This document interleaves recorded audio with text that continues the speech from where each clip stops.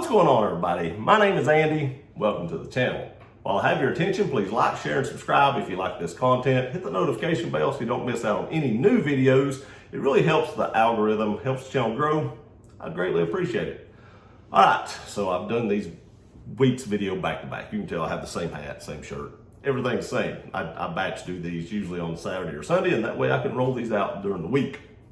But I said something in my last video about, would I pick a V8 or would I pick the twin turbo V6 or the twin turbo V6 hybrid? So from my understanding, from what I've read and seen, those might be two different trucks, two different engines, two different transmissions. You might get a V6 with, like, I'm just hypothetically saying, I've not heard this, like an 8-speed transmission. You might get a V6 with a hybrid transmission.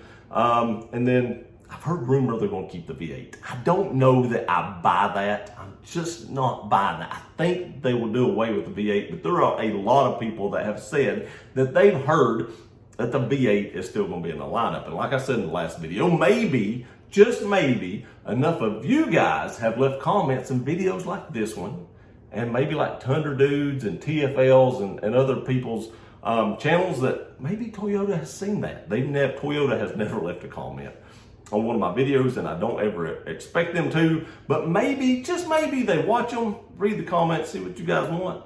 Let's hope, because I know a lot of you all have said, I won't buy a new Tundra if they don't offer a V8.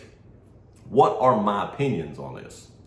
I love my V8 truck. And I think that Toyota, I've said this many times before, could increase the gas mileage of the V8 if they would pair it with an 8 or 10 speed transmission. So yes, it would have a new transmission in it, but it could possibly get that mile per gallon up to 20 mile per gallon, let's say. Let's theoretically, because I've heard of people getting, 16.5 to 17 mile per gallon on the interstate. So you're only 3 miles per gallon from that 20. So let's say they could get up to 20, 22 mile per gallon with the V8, and let's say the V6 twin turbo, let's say they advertise it somewhere at 22 or 3, and let's say they get the hybrid up to like 26.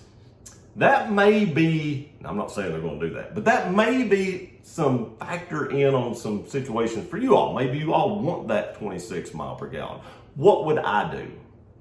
All right, in the short of things, I think I would still go with the V8. As much as I know that you all would love to see the V6 long term and would love to see the issues it would have, and it would make great YouTube videos. Don't get me wrong, people, whenever you make a YouTube video and you put problem with anything, whether it's Tundra engine blows up, problems with my headlights, anytime somebody's having an issue, people watch those videos like crazy because people want to know what kind of issues could arise if they buy certain vehicles. So that would make great content for the channel.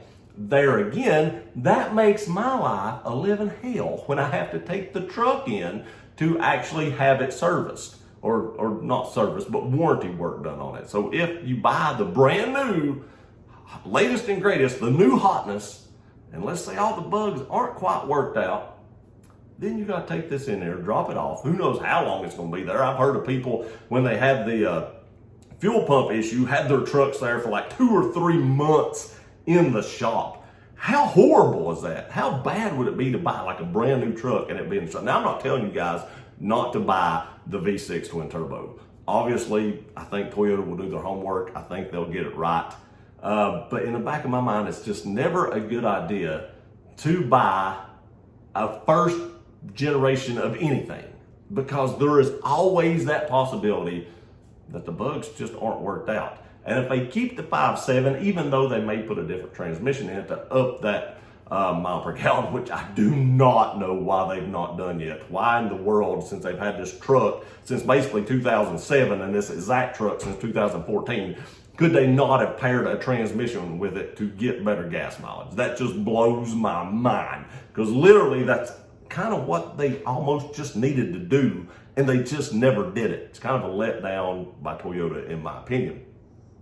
But the 5.7 engine has proven very, very reliable, even though I have a video of a 5.7 blowing up. I also had one like a 4.7 blowing up. So, you know, it happens. I had a 4Runner, like a 1998 4Runner, and the engine blew up in it. It happens. It happens to all makes, brands, model. It just happens to everything. My Maytag washer just quit working after a year and a half.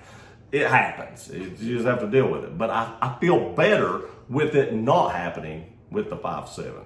Let me know what you think in the comment section below. Am I crazy? Should I get, and you all could change my mind on this, should I get the new hotness just for the channel and just chance the fact that it can have all kinds of issues, or do I go with old reliable if that is a possibility? I don't think it will be, but you just never know. And if they offer that 5.7 again, I've had such good luck with mine, especially if it gets a little bit better gas mileage, I'd probably be in on that. That's probably my choice.